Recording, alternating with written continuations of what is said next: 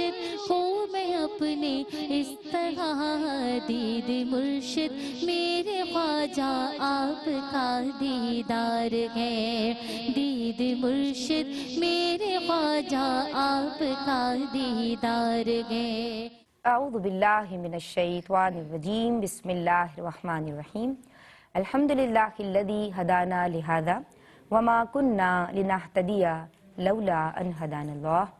یعنی تمام تعریفیں اللہ رب العزت کے لیے ہیں جس نے ہمیں ہدایت کی راہ دکھائی، اور اگر اللہ ہمیں ہدایت کی راہ نہ دکھائے تو ہم کچھ بھی کر نہ پائیں۔ اللہم صلی علی سیدنا ومولانا محمد عدد ما فی علم اللہ صلاۃ دائمۃ بدوام ملک اللہ۔ السلام علیکم ورحمۃ اللہ وبرکاتہ۔ ماہ رجب المرجب جب بھی آتا ہے ماشاءاللہ ہمارے افکار پہ سیرت خواجہ غریب نواز غالب آ جاتی ہے۔ الحمدللہ ہم سب مسلمان ہیں، اور اللہ تبارک و تعالیٰ نے ہر دور میں بنی نوع انسان کی رشد و ہدایت کے لیے، رہنمائی کے لیے صاحبان کشف و کرامات کو بھیجا ہے کہ جنہوں نے دنیا والوں کو دنیا داری سے نکالا ہے اور دنیا بنانے والے سے ان کا تعلق جوڑا ہے۔ یہ وہ لوگ ہیں جناب کہ جو حضرات اولیاء کرام ہیں، یہ رحمت الہی کا واسطہ ہوتے ہیں۔ یہ وہ لوگ ہیں کہ جن کے قلوب معرفت الہی سے مملو ہوتے ہیں۔ یہ وہ لوگ ہیں کہ جو اپنی نگاہوں سے اپنے رب کو دیکھ لیا کرتے ہیں، اس کے نور کو، اس کی تجلیات کو محسوس کیا کرتے ہیں، اور جناب ان کے ارد گرد رحمتوں کا نزول ہوتا ہے، تو جو ان کے حضور آ جاتا ہے وہ بھی فیضیاب ہو جاتا ہے۔ ہم بات کر رہے ہیں جناب بچپن سے غریب نواز۔ میں کیا کہوں، کتنی کشش ہے اس پیارے سے لقب میں۔ اللہ تبارک و تعالیٰ دینے والا ہے، اور اللہ تبارک و تعالیٰ ان صاحبان سے جو ہم وسیلے کو جو سمجھنے والے ہیں وہ سمجھتے ہیں کہ ان کی زبانوں سے اللہ تبارک و تعالیٰ جناب ایسے کلمات ادا ان کی زبانوں سے ہوتے ہیں کہ جو ان کے پاس جو لوگ موجود ہوتے ہیں اور جو ان سے فیض حاصل کرنا چاہتے ہیں وہ فیضیاب بھی ہوتے ہیں اور رحمتوں کو بھی پاتے ہیں۔ ہم سیرت غریب نواز کے ساتھ حاضر خدمت ہیں۔ یہ ایک ایسی نشست ہے کہ میں سمجھتی ہوں جو نئی نسل ہے اس کے لیے روشنی بھی ہے اور آگاہی بھی۔ رہنمائے اولیاء، پیشوائے اتقیاء، درد دل کے چارساز، خواجہ بندہ نواز۔ میرے ساتھ میرے بہت ہی معزز اور معتبر نام موجود ہیں جنہیں میں پسند کرتی ہوں، جنہیں آپ دیکھنا چاہتے ہیں اور بے حد نوازتے ہیں، بے حد چاہتے ہیں۔ جناب میری پہلی جو مہمان ہے، اگر میں شروع کروں اپنے دائیں جانب سے، جو اس نشست میں موجود ہیں اور ماشاءاللہ آپ کی سیرت کے حوالے سے سیر حاصل گفتگو فرمائیں گی، میری رہنما بھی ہیں اور میں انہیں اپنی روحانی استاد بھی کہتی ہوں، محترمہ امتیاز جاوید خاکوی صاحبہ کو سلام عرض کرتے ہیں۔ السلام علیکم۔ وعلیکم السلام ورحمۃ اللہ۔ خیریت سے ہیں آپ؟ الحمدللہ، اللہ سلامت رکھے۔ جناب ہمارے بائیں جانب جو پہلی شخصیت موجود ہے، نوجوان نسل کا ایک ممتاز نام ہے اور بہت خوب بولتی ہیں ماشاءاللہ، اور ہم ان سے بھی بہت فیض حاصل کرتے ہیں۔ ہمارے ساتھ موجود ہیں محترمہ زرمینہ ناصر۔ السلام علیکم۔ وعلیکم السلام۔ آپ خیریت سے ہیں؟ الحمدللہ، اللہ سلامت رکھے۔ جناب آج جو تیسری مہمان ہے، ان کے نام سے، ان کے کام سے کون نہیں واقف؟ نعت خوانی ہو، نعت فہمی ہو، نعت دانی ہو، حضور صلی اللہ علیہ وآلہ وسلم کی تعریف و توصیف انتہائی سریلی آواز میں اگر کوئی کرتا ہے اور جسے ہم کہہ سکتے ہیں مدینے کی کوئل، تو وہ یہی پیارا سا نام ہے۔ محترمہ عنبر اشرف کو سلام عرض کرتے ہیں۔ السلام علیکم۔ آپ خیریت سے ہیں؟ ہم آپ کی خوبصورت آواز سے اور اللہ تبارک و تعالیٰ کی تعریف سے آج کا پروگرام شروع کریں گے۔ اے خالق ہر ذو سما، اے خالق ہر ذو سما، اے مالک ہر دو سرا، اے خالق ہر ذو سما، اے مالک ہر دو سرا، سرا معبود موجودات کا کوئی نہیں تیرے سوا اے خالق ارض و سما اے مالک ہر دو سرا کیا مرغ و ماہی کیا شجر تو نے بنائے بحر و بر کیا مرغ و ماہی کیا شجر تو نے بنائے بحر و بر سجدے میں اے جن و بشر ہر لب پہ ہے تیری ثنا اے خالق ارض و سما اے مالک ہر دو سرا ہر چیز میں تیری نمو جلوہ ہے تیرا چار سو ہر چیز میں تیری نمو جلوہ ہے تیرا چار سو قریا بقریا کو بکو تیری نشانی جا بجا اے خالق ارض و سما اے مالک ہر دو سرا معبود موجودات کا کوئی نہیں تیرے سوا اے خالق ارض و سما اے مالک ہر دو سرا سبحان اللہ، ماشاء اللہ۔ جناب صاحب کمال کے کمال کا اعتراف ان کا حق ہے، شمس العارفین قطب اقطاب، اور میں کہوں گی کہ ہندوستان کے شہنشاہ کا ذکر ہے خواجہ غریب نواز کے حوالے سے، آپ کی ولادت کے حوالے سے آپا اور آپ کے جو نسب ہے اس کا احوال ہم جاننا چاہیں گے۔ شکریہ ندا۔ بسم اللہ الرحمن الرحیم۔ او من کان میتا فاحییناہ وجعلنا لہ نورا یمشی بہ فی الناس، صدق اللہ مولانا العظیم۔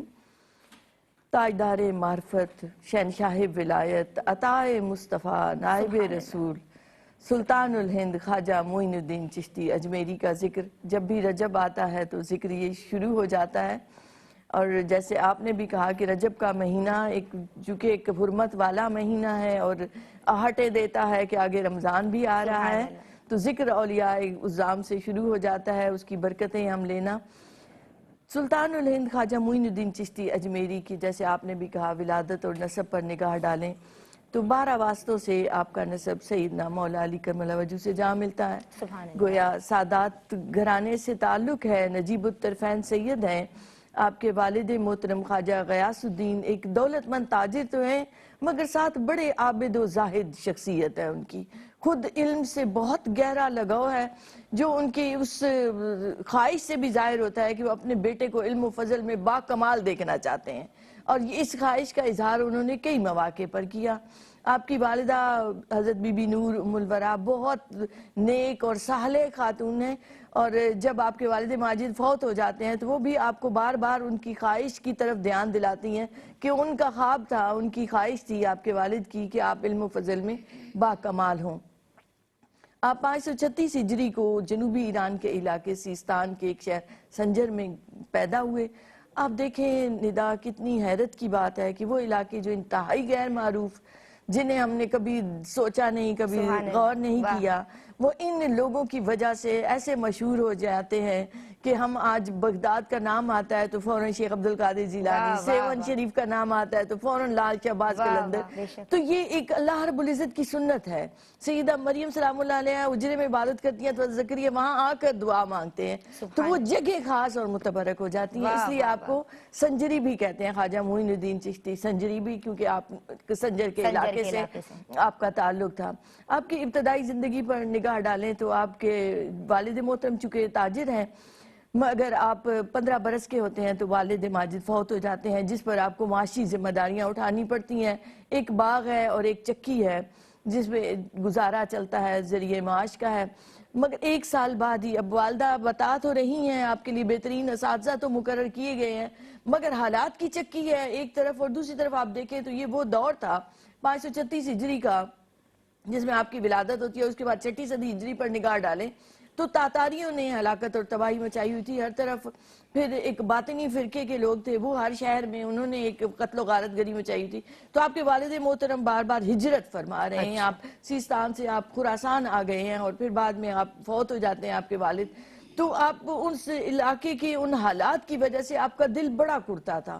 بہت آپ درد محسوس کرتے تھے کہ یہ مسلمانوں کے ساتھ ایسا کیوں ہو رہا ہے. تو آپ دیکھیں تو جس دل میں احساس ہے، جس دل میں درد ہے، اور اتنے بچپنے اور نو عمری کے دور میں کہ ایسا خون مسلم کی اتنی ارزانی کیوں ہو رہی ہے مولا.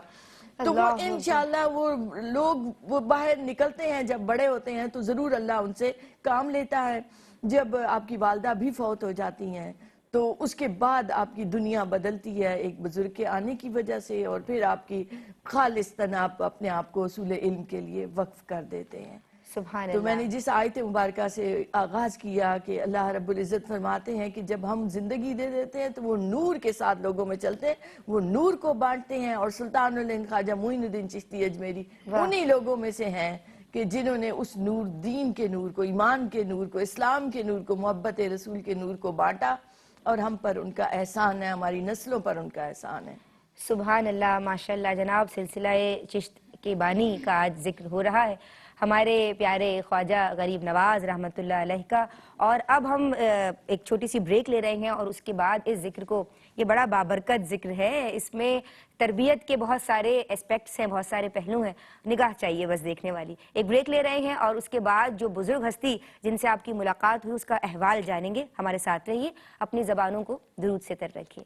اللہم صلی. بسم اللہ الرحمن الرحیم. السلام علیکم ورحمۃ اللہ. سیرت خواجہ غریب نواز رحمۃ اللہ علیہ میں آپ تمام کا خیر مقدم ہے. ہم بریک سے قبل محترمہ امتیاز جاوید خاکوی صاحبہ سے جان رہے تھے آپ کی ولادت کا، آپ کے نسب مبارک کا احوال. بات کو آگے بڑھائیں گے اور ہم آئیں گے زرمینہ ناصر آپ کی سمت. ہمیں بتائیے کہ آپ کی ابتدائی زندگی کیسی تھی ہمارے دیکھنے والوں کو، سننے والوں کو، اور پھر وہ جو خاص بزرگ تھے حضرت ابراہیم قندوزی، ان سے آپ کی ملاقات کا جو احوال ہے ماشاءاللہ اس کا تذکرہ ہو. شکریہ ندا. بسم اللہ الرحمن الرحیم. آقا علیہ الصلوۃ والسلام کا فرمان ہے ولی اولیاء کاملین کے حوالے سے کہ اللہ کے نیک بندے جن کے چہروں کو دیکھنے سے خدا کی یاد آ جائے. تو آپ ایک ایسے ہی ولی کامل ہیں، تاجدار علم و معرفت، آفتاب طریقت، ماہتاب شریعت، پاسبان رشد و ہدایت، عطائے رسول صلی اللہ علیہ وآلہ وسلم، سلطان الہند، جن کو دنیا غریب نواز کے نام سے جانتی ہے. خواجہ خواجگان معین الدین چشتی اجمیری رحمۃ اللہ تعالیٰ علیہ، جن کو دنیا غریب نواز کے نام سے جانتی ہے. آپ اللہ تعالیٰ کے ایک عظیم ولی ہیں اور آپ ہندوستان کے ایک عظیم قائد کی حیثیت سے بھی جانے جاتے ہیں، کیونکہ ہم سب جانتے ہیں وہاں کفر و شرک کا جو پاتال تھا اور ظلمت تھی، وہاں آپ نے لوگوں کو اسلام کی روشنیوں سے مستفیض فرمایا اور متعارف فرمایا. ان کی ابتدائی زندگی کے حوالے سے بات کی جائے تو ان کے والد اور والدہ ایز وی نو کہ عمرہ راؤسا میں ان کو شمار ہوتا ہے، لیکن آپ ان کے والد عالم بعمل تھے اپنے وقت کے، اور والدہ انتہائی متقی، نیک اور پرہیزگار خاتون ہمیں نظر آتی ہیں. تو ابتدا ہی سے تعلیم و تربیت آپ کو گھر سے مل رہی ہے. آپ کی تربیت میں وہ سادگی کا عنصر شامل ہے، خدا شناسی اور حق شناسی جو ہے وہ آپ کی شخصیت کا طرح امتیاز ہمیں سٹارٹنگ سے ہی نظر آتا ہے. آپ غریبوں کا خیال رکھتے تھے، بچوں کو اپنے گھر لے آتے تھے، ان کو کھانا کھلایا کرتے تھے، کیونکہ آپ چھوٹے بچے ہیں نا. لیکن چونکہ آپ کو بعد ازاں اللہ کے عظیم ولی کا مرتبہ پانا ہے، حاصل ہونا ہے، تو اس وقت سے ہی آپ کے جو قلوب و اذہان ہیں وہ اس بات سے معطر ہیں. بچپن سے ہی غریب نواز، بچپن سے ہی غریب نواز ہیں. اور اس کے علاوہ ہم جانتے ہیں ایک بہت ہی خوبصورت واقعہ جس کو میں اختصار کے ساتھ یہاں کوٹ کرنا چاہوں گی. ایک مرتبہ ایک نابینا بچے کو آپ نے پھٹے پرانے لباس میں دیکھا. عید کا دن تھا، آپ اس کو گھر لے جاتے ہیں اور گھر لے جا کر اپنا عید کا جوڑا آپ اس کو دیتے تھے اور پھر بعد ازاں اس کے ساتھ مسجد میں تشریف لے جاتے ہیں. تو یہ آپ کی ابتدائی حالات زندگی. اسی تعلیم و تربیت کے ساتھ آپ کی لائف آگے بڑھتی ہے، اور بعد ازاں آپ کے والد کا سایہ آپ کے سر سے اٹھ جاتا ہے، ان کا وصال ہو جاتا ہے، اس کے 1 سال بعد والدہ بھی، ان کا بھی وصال ہو جاتا ہے، تو آپ کی زندگی کو ایک نیا ٹرننگ پوائنٹ ملتا ہے کہ جب جائیداد کی تقسیم کا مرحلہ آتا ہے تو آپ کے حصے میں انگوروں کا ایک باغ اور ایک پن چکی آتی ہے جس کی آپ دیکھ بھال کیا کرتے تھے خواجہ غریب نواز رحمۃ اللہ تعالیٰ علیہ. اور جب آپ ایک دن اس باغ کو، انگوروں کے باغ کو پانی دے رہے تھے تو ایک بزرگ مجذوب جو ہیں ابراہیم قندوزی رحمۃ اللہ تعالیٰ علیہ وہاں تشریف لے آتے ہیں. آپ بڑے پروٹوکول کے ساتھ ان کو ریسیو کرتے ہیں، ایک سایہ دار درخت کے نیچے آپ ان کو بٹھاتے ہیں، ان کو پانی پیش کرتے ہیں، انگوروں کی پلیٹ ان کی خدمت اقدس میں پیش کرتے ہیں اور بہت محبوبیت سے ان کو دیکھتے ہیں. آپ فرماتے ہیں کہ میں محو تھا اپنے کاموں میں تو میں نے دیکھا کہ مجذوب بزرگ ابراہیم قندوزی رحمۃ اللہ علیہ وہاں تشریف لائے اور وہ اللہ کی یاد میں مست رہنے والا صوفی، اللہ کے حضور اپنی محبتوں کا خراج پیش کرنے والا وہ مرد درویش، ان کے دل میں میرے لیے کیا درد تھا اور کیا محبت تھی ان کی خدمت کے عوض، اور ان کی دعا کی برکت سے اللہ پاک نے میری دل کی دنیا اس طرح سے تبدیل فرما دی کہ انہوں نے پھلی کو چبا کے ان کو دیا، روایات میں آتا ہے. اور جب آپ نے وہ چبائی نہایت محبت اور عقیدت اور احترام کے ساتھ ندا اس زمانے میں، اور آپ فرماتے ہیں کہ میرے دل کی دنیا میں انقلاب آ گیا اور میرے دل کی دنیا میں محبت الہی کا جو جذبہ ہے وہ سمندر ہے وہ ٹھاٹھے مارنے لگا، اور عشق الہی کے جذبے سے میں اس قدر سرشار ہو گیا کہ بعد ازاں میں نے اپنے جو تمام جائیداد تھی وہ فروخت کر کے راہ خدا میں تمام پیسہ خرچ کر دیا اور میں روحانی دنیا کے ایک عظیم سفر پر گامزن ہو گیا. آپ فرماتے ہیں کہ اللہ کے بندے سے محبت کرنا وہ بھی اللہ کی رضا اور خوشنودی کے لیے، تو مجھے اللہ کا قرب عطا ہوتا گیا. تمنا درد دل کی ہو تو کر خدمت فقیروں کی، تمنا درد دل کی ہو تو کر خدمت فقیروں کی، نہیں ملتا ہر بادشاہوں کے خزینوں میں. تو آپ کے دل کی دنیا جو تبدیل ہوئی وہ ابراہیم قندوزی رحمۃ اللہ علیہ کی نگاہ کا فیض تھا، ان کی نگاہ کا کمال تھا کہ آپ کو علم و معرفت کے موتی چننا نصیب ہوئے، اور یہ بھی اللہ رب العزت کی جانب سے تھا ڈیفینیٹلی. اور پھر آپ کے دل میں علم معرفت کے حصول کی اور راہ خدا میں حق تعالیٰ اس ذات پاک کو تلاش کرنے کی اس قدر اسٹرگل، اس قدر جستجو آپ کے اندر بیدار ہوئی کہ آپ اپنے مرشد کامل کی تلاش میں وہاں سے آپ عازم سفر ہو جاتے ہیں کہ بے شک جس کو ایک مرشد دلدار ملتا ہے اس کو مصطفیٰ کا پیار ملتا ہے، اور جس کو مل جائے عشق نبی محمود اس کو پھر عشق پروردگار ملتا ہے. تو یہاں سے آپ کی لائف کو ایک ٹرننگ پوائنٹ ملتا ہے اور آپ اپنے مرشد کریم کی تلاش میں اپنا عازم سفر ہو جایا کرتے ہیں. سبحان اللہ. عشق محمد مصطفیٰ صلی اللہ علیہ وآلہ وسلم بالآخر. اور میں سمجھتی ہوں کہ اللہ تبارک و تعالی ہم سب کو وہ عشق عطا کرے، اعمال صالح کی جانب لے جاتا ہے، عشق الہی کی سرشاری عطا ہو جاتی ہے. آپا کیا فرمائیں گی؟ ایک بزرگ کا احوال انہوں نے بتایا کہ حضرت ابراہیم قندوزی سے جو فیضیابی ہے، پھر یہ فیضیابی جب بڑھی ہے اور پیر و مرشد حضرت خواجہ عثمان ہرونی سے یا ہارونی بعض لوگ کہتے ہیں سے آپ کی ملاقات ہوئی ہے، تو وہ مبارک احوال بتائیے. شکریہ ندا. دیکھیے بڑی خوبصورتی سے ماشاءاللہ زرمینہ نے بتایا ابتدائی حالات کے حوالے سے. تو جب آپ نے باغ اور چکی فروخت کی اور اس کے بعد آپ سفر پر نکلے ہیں تو آپ نے پہلے تحصیل علم کے لیے سفر کی ہیں. جہاں جہاں آپ گئے وہ آگے ذکر آئے گا انشاءاللہ. تو جب علم سے فارغ ہوتے تھے تو اس اسلاف سے دیکھیں یہ طریقہ چلا آ رہا تھا کہ صرف علم کو کافی نہیں سمجھتے تھے وہ لوگ. اب سارے متداول علوم ہیں جو قرآن، فقہ، حدیث، صرف و نحو، عربی کے جتنے تھے وہ سارے علوم پر جب دسترس حاصل ہو گئی ہے تو ابھی تشنگی باقی ہے. اور وہ تشنگی کس چیز کی ہے کہ کوئی روحانی ایسا فرد ملے، ایسا استاد ملے جو بندے کو رب سے ملائے. اور اس تلاش میں ہیں، اس جستجو میں ہیں جو آج ہمارے اندر ختم ہو رہی ہے. اور یہ روحانی سلاسل کا سلسلہ کیا ہے؟ یہی تو ہے کہ قرب الہی کے لیے آپ اتنی تگ و دو کرتے ہیں دنیا کے سارے کاموں کے لیے، تو اس قرب کو پانے کے لیے کیا وہ ایسے ہی مل جائے گا؟ نہیں، اس کے لیے بھی ایک استاد کی، ایک رہنما کی ضرورت پڑتی ہے. تو آپ اسی تلاش میں آپ بہت سارے لوگوں سے ملے اور آخر میں عراق کے علاقے نیشا پور کے ایک گاؤں، ایک موضع چشت میں پہنچے جہاں خواجہ عثمان ہرونی کی خانقاہ تھی. اب جب وہاں پہنچے تو ایک طالب علم کی حیثیت سے آپ کچھ عرصے تک رہے. وہاں ایک دل اور دماغ کی ہم آہنگی پائی، ان کی شخصیت میں وہ تاثیر اور وہ اثر پایا کہ بھئی یہی ٹھکانہ ہے. تو آپ چونکہ ایک عام طالب علم کی حیثیت سے رہ رہی ہیں تو انہوں نے اتنی توجہ نہیں دی شروع میں، تو پھر آخر آپ درخواست گزار ہوتے ہیں کہ آپ بھی مجھے اپنی غلامی، مستقل غلامی میں لے لیجئے۔ اب یہ مستقل غلامی کیا ہے؟ یہ وہ بیعت کا سلسلہ ہے، مرید ہو جانا اور پھر مرید ہو کر اپنے مرشد کی مطابقت میں چلنا۔ تو جب آپ نے یہ درخواست کی تو پہلے انہوں نے دیکھا اور فرمایا کہ فرزند مجھ سے تو اپنا بوجھ نہیں اٹھایا جاتا، میں آپ کا بوجھ کیسے اٹھاؤں گا؟ مگر آپ کے اصرار پر پھر آپ کو اس حلقہ ارادت میں شامل کیا۔ 20 سال تک آپ نے اپنے مرشد کی خدمت کی ہے۔ خصوصی طور پر جو ذکر آتا ہے کہ 2.5 برس تک جب وہ سفر پر نکلتے ہیں تو آپ ان کا وہ بوجھ اور سامان جو تھا ان کے ساتھ وہ سر پر اٹھائے رکھتے ہیں۔ ایک آزمائشوں کی اور ریاضت کی اس بھٹی سے آپ نکلے ہیں، اور لوگ جو ان کے مرید بنے ہوئے تھے آہستہ آہستہ چھوڑ کر چلے جاتے ہیں، تو وہ بار بار کہتے ہیں کہ معین الدین چلے جاؤ، میرے پاس کچھ نہیں رکھا۔ تو آپ فرماتے ہیں رو کر کہ اب کسی اور در پر جاتے ہوئے شرم آتی ہے، اب ایک در پکڑ لیا ہے تو میں ایک کا ہو چکا ہوں، اب مجھے کہیں اور جانے کی ضرورت نہیں۔ جب انہوں نے یہ استقامت دیکھی، یہ رنگ دیکھا، یہ محبت دیکھی، تو اس کے بعد جب وہ سفر پر جاتے ہیں اور آپ اتنی ان کی خدمت کرتے ہیں، اور آپ کا قول مبارک بھی ہے کہ جس نے جو بھی پایا ہے خدمت سے پایا ہے، تو پھر ایک دن ان کی رحمت اور ان کے کرم نوازیاں اس بزرگ کی پھر جوش پر آتی ہیں، پھر سینے سے لگایا اور دعا کی کہ الہی معین الدین کو قبول فرما، اور آپ کو دم کی آواز میں آتا ہے کہ خصوصی طور پر آپ پر پڑھ کر پھونکا، اور اس کے بعد جب سینے سے لگا کر ہٹایا تو پھر پوچھا کہ معین الدین اب بتاؤ کیا دیکھتے ہو؟ تو آپ فرماتے ہیں کہ آج سے لے کر تحت الثری تک کوئی چیز چھپی ہوئی نہ رہی، حجاب میں نہ رہی، سب کچھ نظر آنے لگ گیا۔ اور پھر اس کے بعد آپ کے مرشد کریم خود آپ کو لے کر جاتے ہیں اس سفر پر، مبارک سفر پر، جہاں آپ کو حرم پاک میں لے کر خانہ کعبہ لے جا کر پھر وہاں اللہ کی بارگاہ میں دعا فرماتے ہیں کہ اللہ معین الدین کو قبول فرما۔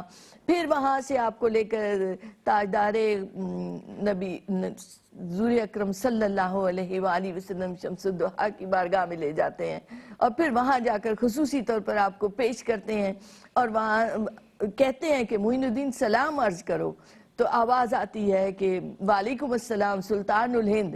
سبحان اللہ۔ تو ہم جو کہتے ہیں نا وہاں سے آواز آتی ہے، تو سلطان الہند بھی آتا ہے، اور قطب المشائخ کا بھی لقب آپ کو وہاں سے عطا ہوتا ہے، تو قطبیت کا عہدہ بھی بڑا شمار ہوتا ہے۔ اور آپ دیکھیں تو عطائے مصطفیٰ کیوں کہا جاتا ہے آپ کو کہ حضور اکرم صلی اللہ علیہ وسلم نے آپ کو سلطان الہند فرمایا۔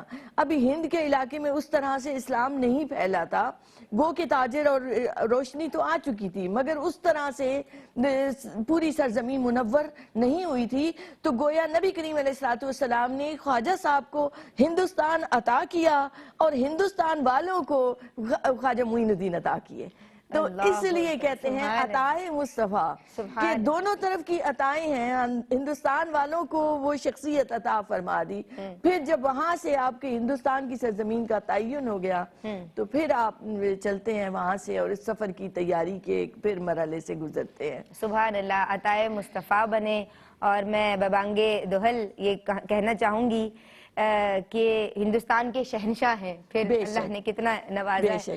سوال میرا یہ ہے، آپ کی سمت آؤں گی زمینہ ناصر، کہ پھر جو اسفار طے کیے ہیں، ظاہری اور باطنی جو علوم حاصل کیے ہیں، یہ جو برکتیں ہیں نا، یہ جو سعادتیں ہیں، اس کا احوال میں آپ سے جاننا چاہوں گی، لیکن وقت مجھے اجازت نہیں دے رہا ہے۔ ایک بریک لوں گی، پھر لوٹیں گے، آپ درود پڑھیے اور پھر ہم یہ اسفار کا احوال جانیں گے۔ بسم اللہ الرحمن الرحیم، السلام علیکم ورحمۃ اللہ۔ سیرت خواجہ غریب نواز رحمۃ اللہ علیہ کے ساتھ یہ ذرائع ناچیز ایک مرتبہ پھر حاضر ہے، اور اب ہم بات کریں گے ان اسفار کی جن کا ہم نے بریک سے قبل بھی ذکر کیا تھا۔ جی زرمینہ۔ شکریہ ندا۔ دیکھیے، جس طرح ایک تصویر بنانے کے لیے، اس کو مکمل کرنے کے لیے ہمیں ایک مصور کی ضرورت ہوتی ہے، سملرلی ایک اعلیٰ ترین عمارت کو ہم نے پایا تکمیل تک پہنچانا تو ہمیں ایک معمار کی ڈیفینیٹلی ضرورت پڑتی ہے۔ تو اللہ رب العزت اپنے ان دوستوں کی تعلیم و تربیت کے لیے خود ہی اسباب مقرر فرما دیا کرتا ہے۔ یہ ہمیں نظر آتا ہے جب ہم خواجہ غریب نواز رحمۃ اللہ علیہ کی سوانح عمری کو اسٹڈی کرتے ہیں، ان کی سیرت مبارکہ کو اسٹڈی کرتے ہیں۔ آپ نے بات کی ان کے اسفار کے حوالے سے، تو دیکھیے ان کی اگر ابتدائی تعلیم کے حوالے سے، ظاہری تعلیم کے حوالے سے بات کی جائے تو آپ خراسان خراسان تشریف لے جاتے ہیں کیونکہ اس وقت تاتاریوں کا دور تھا، انتشار کی وجہ سے مسلمان ڈسٹربنس کا شکار تھے. وہاں سے آپ کی ابتدائی تعلیم کا سلسلہ شروع تو ہوتا ہے لیکن بعد ازاں حالات سیٹ نہیں ہوتے، کتب خانوں کو جلایا جا رہا ہوتا ہے، ان پرابلمس کو فیس کرنا پڑتا ہے.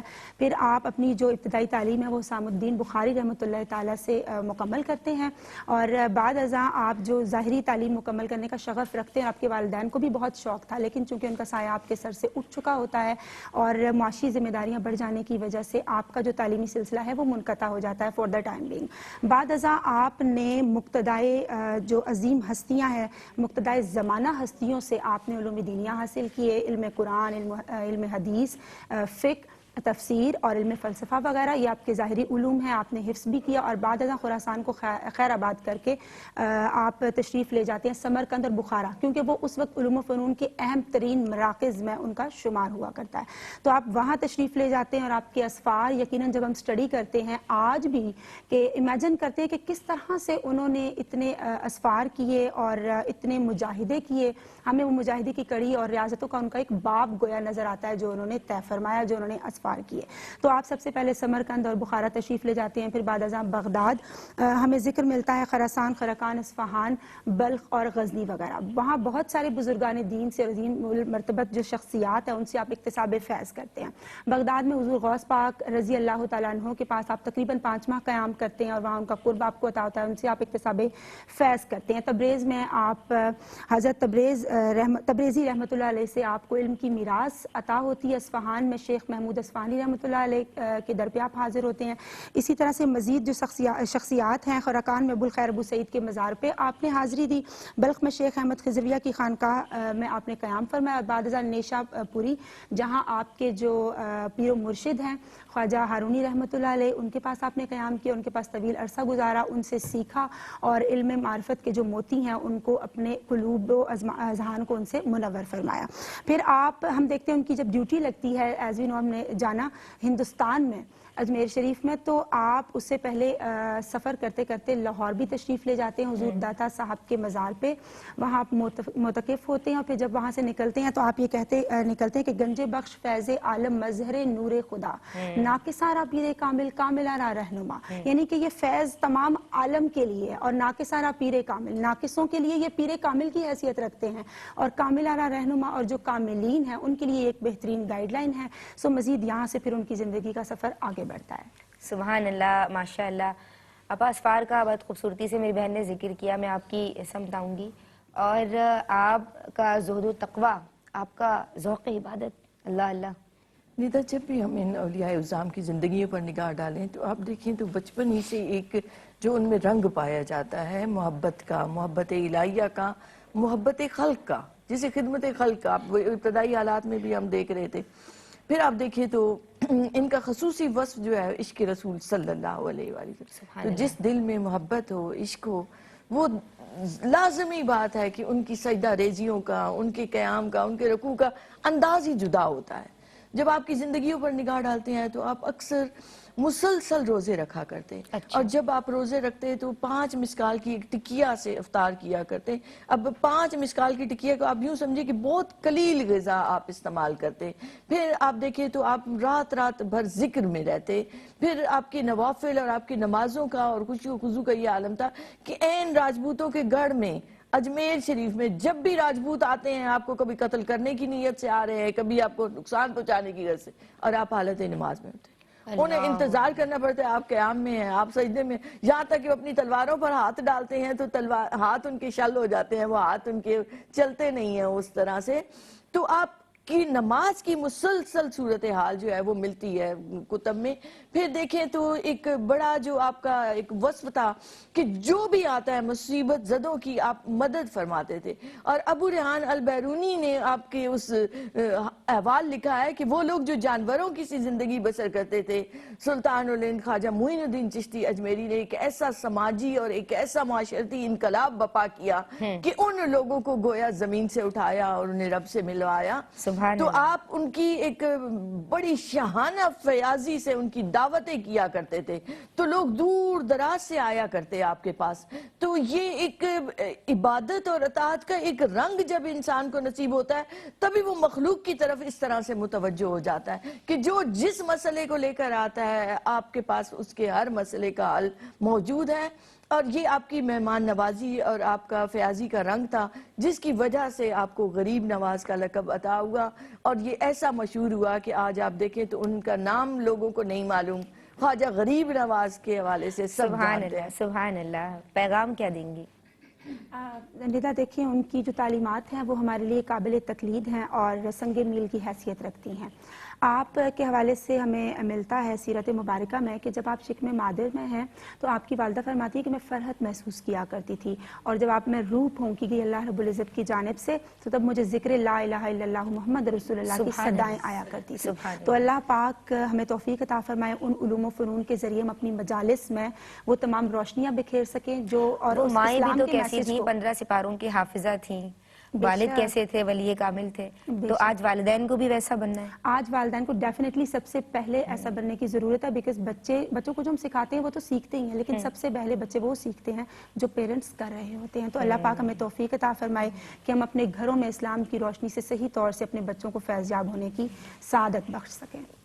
محترمہ امتیاز جاوید خاکوی صاحبہ، آپ کیا پیغام دیں گی؟